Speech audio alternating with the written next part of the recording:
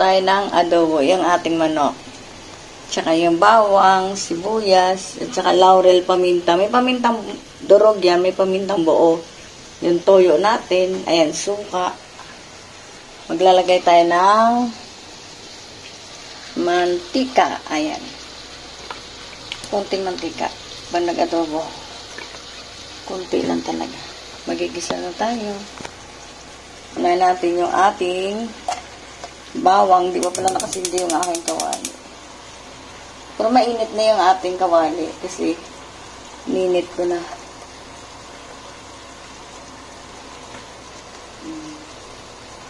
Antayin ko lang uminit pa.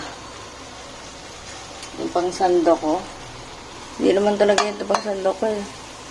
Kaya dahan-dahan lang pa nagsandok.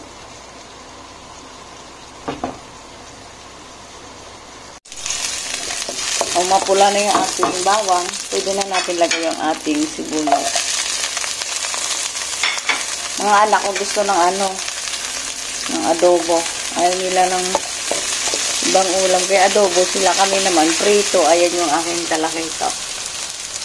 Pinirito ko para sa amin naman. Saka ito yung ating manok. May tubig kaya inisa-isa ko. Namatay na naman yung apoy ko. Ayun yung ating manok. Ito, pinapatanggal ko muna yung katas nito ng ating adobong manok para masarap. Tapos, hindi ko inulog lang yung manok kasi may tubig pa. Para siya.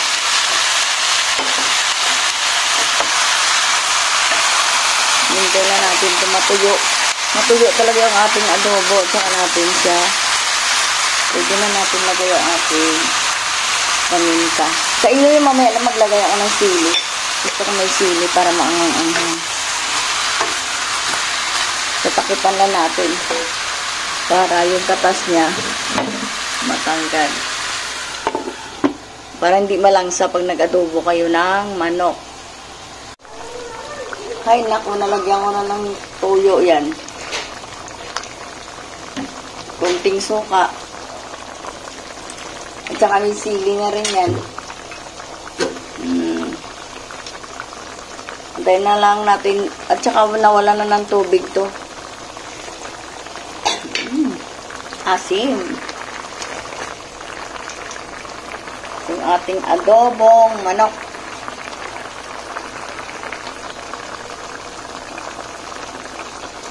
Yung sili, gusto ko maanghang. Kulayo ko yung pipigay. Panuin na yung sili. Pero, yakang nakahiwa-iwain. Buo na lang. Kasi ibang tao, kung hindi kumakain ng may sili, kaya hindi ko na hiniwa-iwa.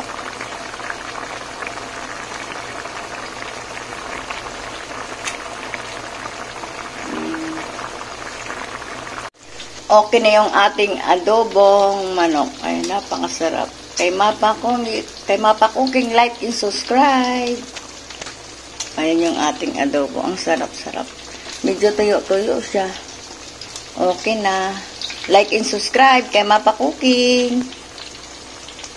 Ating pinirito. Tignan mo, nasunog. Kasi nagtanggal ako ng Christmas light. Ngayon pa lang ako nagtanggal sa harapan ng bahay. Kaya nasunog ang niluto ko. Like and subscribe. Thank you for watching.